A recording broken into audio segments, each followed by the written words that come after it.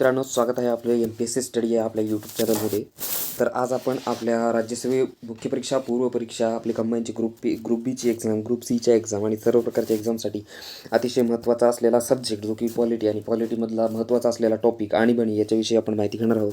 नुकत्याच आपल्या 26 तारखेच्या एक्झामसाठी अतिशय महत्त्वाचा असा टॉपिक आहे.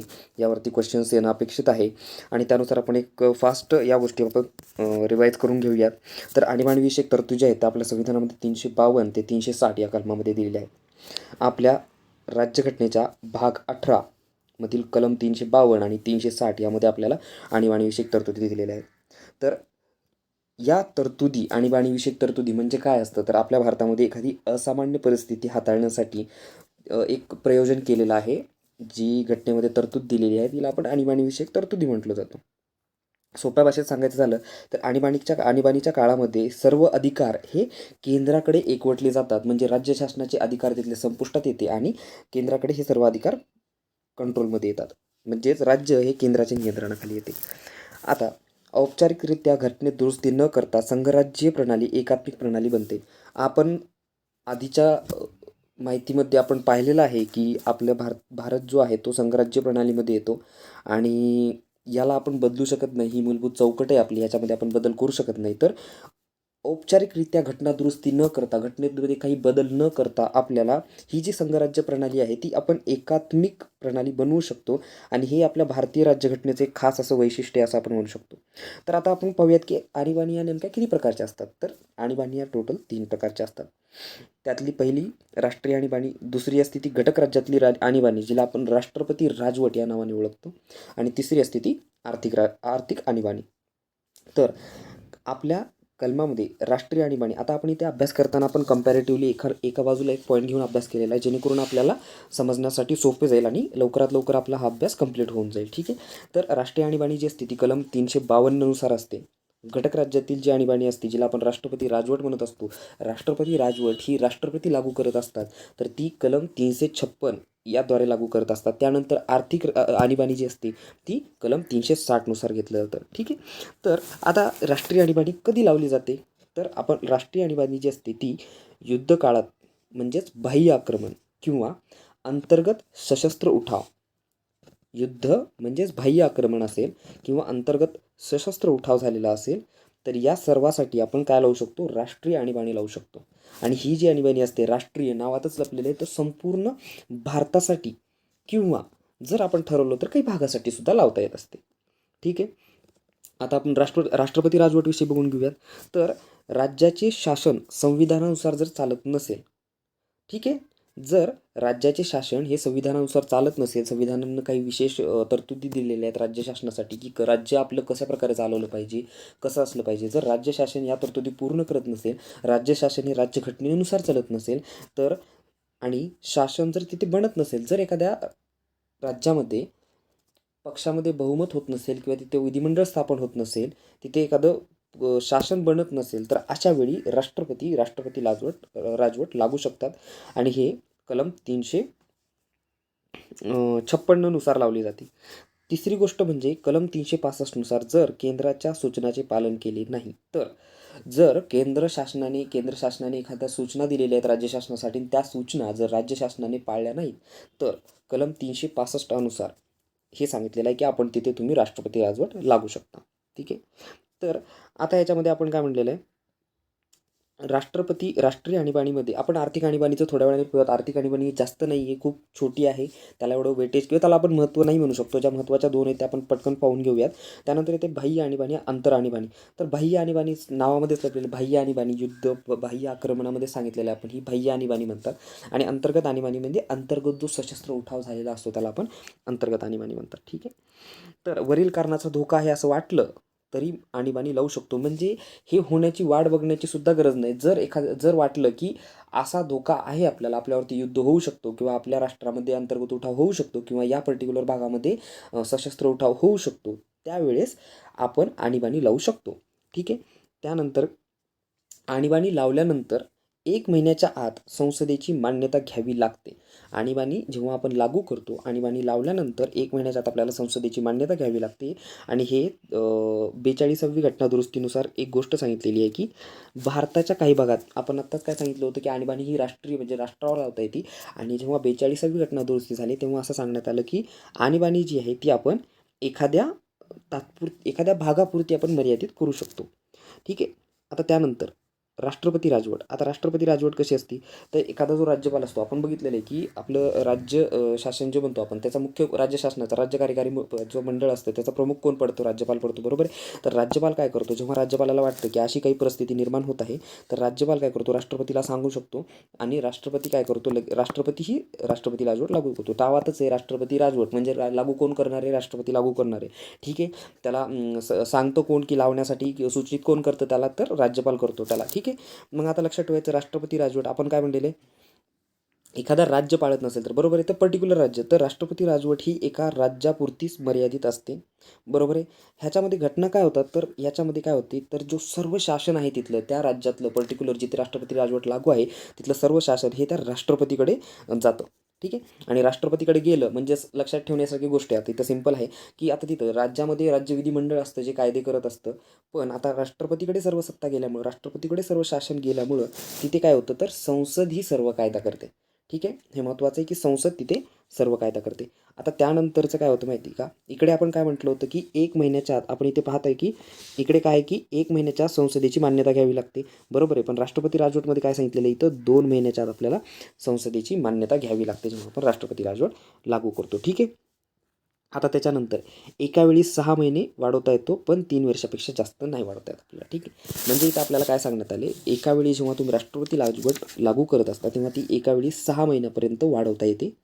पण अशी वाढवत वाढवत तुम्ही मॅक्झिमम ही 3 वर्षापर्यंत तुम्ही वाढवू शकता, त्यानंतर तुम्हाला वाढवता येणार नाही. आता त्यानंतर परत राष्ट्रीय राष्ट्रपती राजवटलाच घटक राज्य असं मी इथं लिहिलेलं आहे, कन्फ्यूज होऊ नये म्हणून. ठीक आहे. इकडे राष्ट्रीय. ठीक आहे. तर काय झालं, 44वी घटनादुरुस्ती झाली आणि 44व्या घटनादुरुस्तीमध्ये काय सांगण्यात आलं की तिथं जो आपल्या राज्यघटनेमध्ये उल्लेख होता अंतर्गत अशांतता असा उल्लेख होता, तर त्याऐवजी तो शब्द बदलला आणि तिथं टाकला सशस्त्र उठाव बदल केला. ठीक आहे. काय होता तिथं, अंतर्गत अशांतता असा उल्लेख होता, शांतता, तर तिथे आपण बदलून काय केले, सशस्त्र उठाव हा तिथं आपण आता बदल करण्यात आलेला आहे. ठीक आहे. त्याच्यानंतर दुसरं काय मत, ह्याच्यामध्ये काय सांगितलेलं आहे की मंत्रिमंडळातून लिखित शिफारस आल्यानंतरच राष्ट्रपती लागू करू शकतात. आता दुसरी गोष्ट आपण म्हणतो की आता सर्व गोष्टीचा प्रमुख कोण असतो, राष्ट्रपती असतो. राष्ट्रपती या गोष्टी लागू करत असतो. पण मंत्रिमंडळाकडून, हा महत्त्वाचा आहे की मंत्रिमंडळाकडून लिखित सर्व गोष्टी औपचारिक असतात, म्हणजे लिखितच असतात, तोंडी कोणी सांगू शकत नाही, त्यामुळे लिखितच गोष्टी असतात. त्यामुळे जोपर्यंत लिखित शिफारस येत नाही तोपर्यंत राष्ट्रपती ही राष्ट्रीय आणीबाणी घोषित करू शकत नाहीत.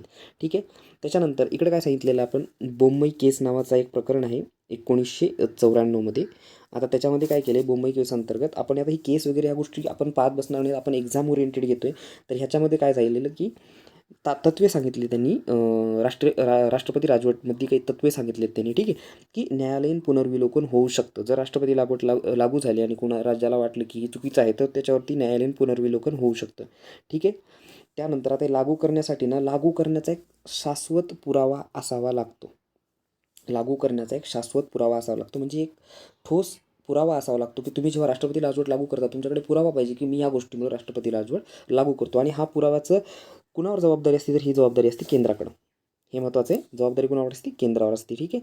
त्याच्यानंतर त्याच्यानंतर आता इथे बघा काय म्हटलेलं आहे की इकडे बघूयात आपण आता राष्ट्रीय राजवट. राष्ट्रीयमध्ये काय म्हणतो का, मंत्रिमंडळ, आपण इथे शब्द काय विचारला आहे, मंत्रिमंडळ. आता मंत्रिमंडळ म्हणजेच कोण आलं त्याच्यामध्ये, आपण हे बघा मंत्रिमंडळामध्ये कोण येतं, प्रधानमंत्री आणि प्रधानमंत्र्याचं मंत्रिमंडळ. बरोबर आहे की नाही, जे संसदेमध्ये सगळं, तर ह्या मंत्र्यांचा सल्ला घ्यावा लागतो. बरोबर आहे की नाही, यांच्याकडून आपण लिखित शिफारस राष्ट्रपतीकडे करू शकतो. ठीक आहे.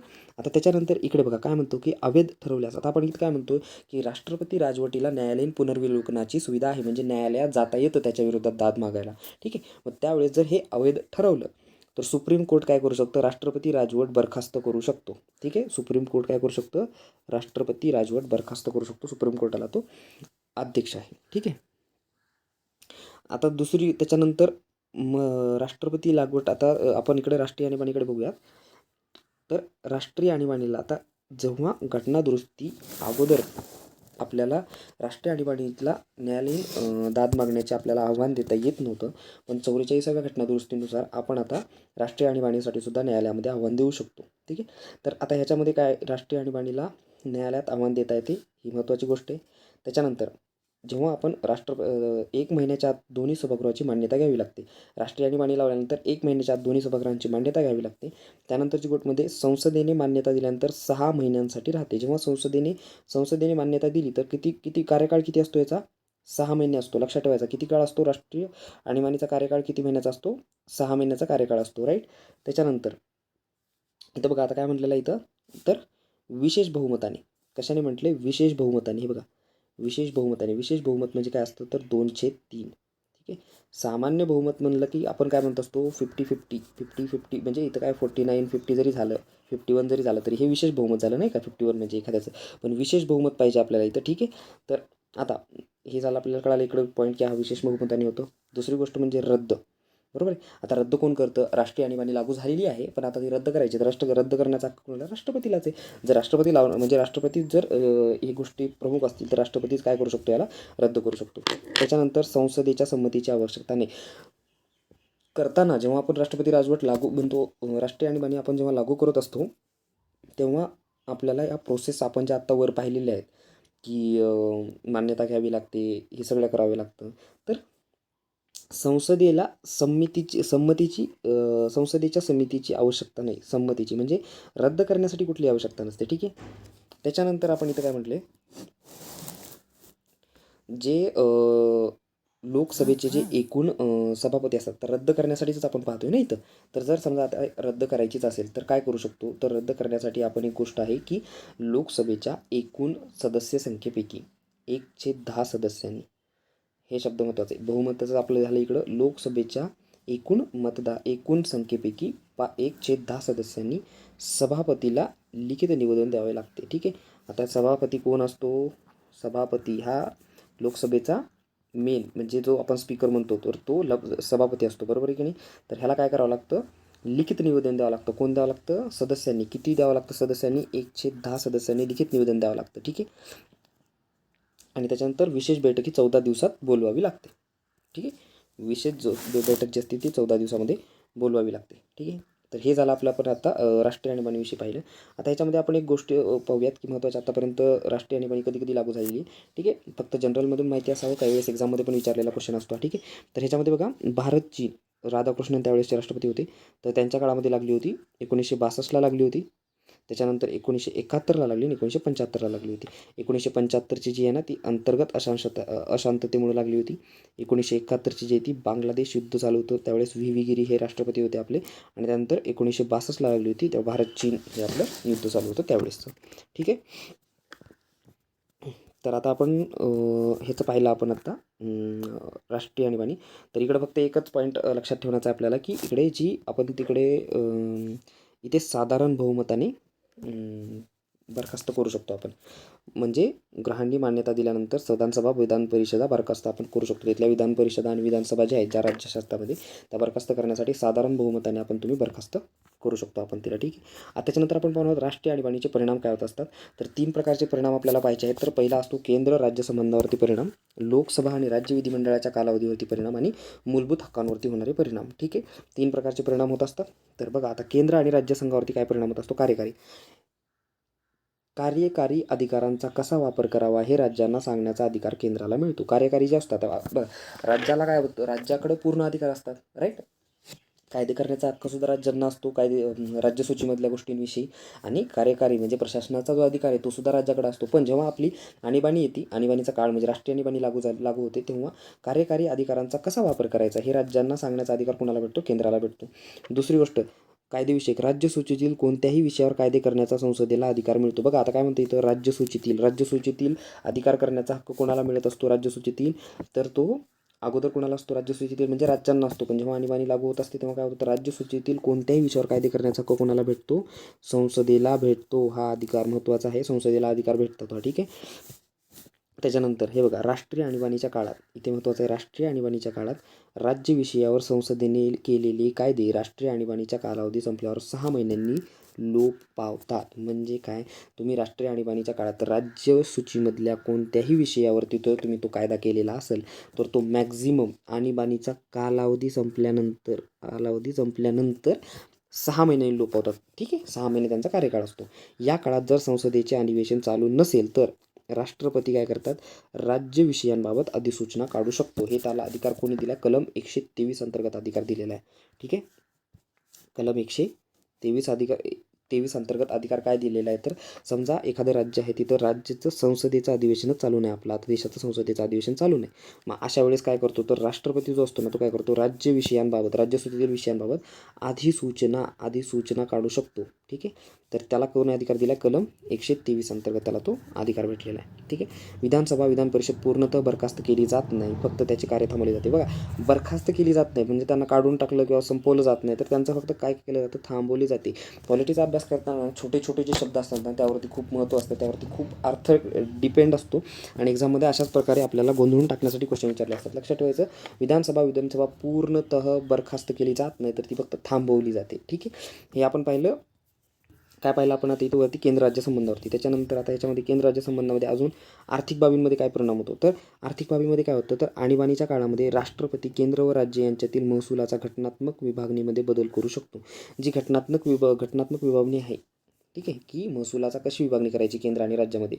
ठीक आहे, तर याबद्दल राष्ट्रपती आणीबाणीच्या काळामध्ये बदल करू शकतो. म्हणजे राज्याला दिला जाणारा जो निधी आहे, सोप्या भाषेत सांगायचं झालं तर तो काय करू शकतो, राष्ट्रपती कमी किंवा रद्द करू शकतो. त्याच्यानंतर आणीबाणी संपल्यानंतर आर्थिक वर्ष संपेपर्यंत हे बदल लागू राहतात. आर्थिक वर्ष संपेपर्यंत हे बदल लागू राहतात म्हणजे किती, आर्थिक वर्ष किती असतं आपलं, 1 एप्रिल ते 30 मार्च हे आपलं आर्थिक वर्ष असतं भारताचं, बरोबर आहे की नाही आपलं. तर हे जे असतं ना, आणीबाणी संपल्यानंतर, आणीबाणी संपली आता आणि आर्थिक वर्ष संपेपर्यंत, तर त्याचा आर्थिक वर्ष संपेपर्यंत हे बदल लागू राहतात. ठीक आहे, त्याच्यानंतर राष्ट्रपतीला असे सर्व आदेश दोन्ही सभागृहांपुढे सादर करणे इम्पॉर्टंट आहे. तर राष्ट्रपती जेव्हा अशा सगळ्या गोष्टी करत असतो, हे सर्व करत असतं, तर त्याला एक बंधन आहे, ते म्हणजे की त्याला या सर्व गोष्टी दोन्ही गृहांपुढे सादर करणे, हे जे आदेश तो काढणार आहे त्या सगळ्या गोष्टी, तर त्याला हे दोन्ही गृहांपुढे सादर करणे काय असतं, अत्यावश्यक असतं. लक्षात ठेवायचं. त्याच्यानंतरचा काय, तर मूलभूत हक्कांवरती काय परिणाम होतो, त्याच्यामध्ये पॉईंट म्हणजे लक्षात ठेवायचं की 2 आहेत, कलम 358 आणि कलम 359. आता कलम 358 नुसार काय होतं, कलम 358 नुसार कलम 19 आपल्या मूलभूत हक्कातील जो कलम 19 आहे, त्या कलम 19चे सर्व अधिकार रद्द होतात, सर्वच्या सर्व रद्द होतात. आणि कलम 359 नुसार काय होतं, तर कलम 20 आणि 21 सोडलं. हे कुठे आहेत, मूलभूत हक्कामध्ये आहेत.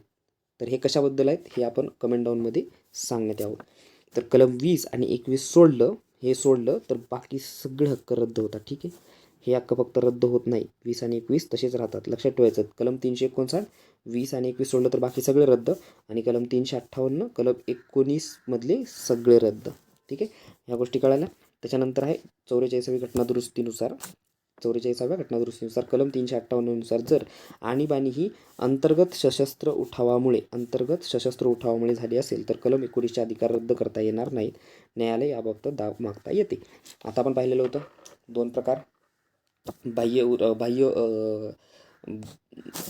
उठाव आणि अंतर्गत उठाव बनवून पाहिलं होतं. पण त्यातला जो अंतर्गत उठाव असतो, ठीक आहे, तर तो अंतर्गत उठावामुळे जर आणीबाणी लागली असेल तर कलम 19चे जे अधिकार आहेत ते रद्द करता येणार नाहीत. कलम 19चे अधिकार कोणते आहेत ते ज्यांना माहिती त्यांनी कमेंटमध्ये सांगावं. कलम 19चे जे अधिकार आहेत ते आपल्याला रद्द करता येत नाहीत, फक्त ही गोष्ट महत्त्वात ठेवायची. हे स्टेटमेंट वाईज क्वेश्चनमध्ये अशा गोष्टी विचारल्या जातात, न्यायालयामध्ये या बाबतीत दाद मागता येते आपल्याला.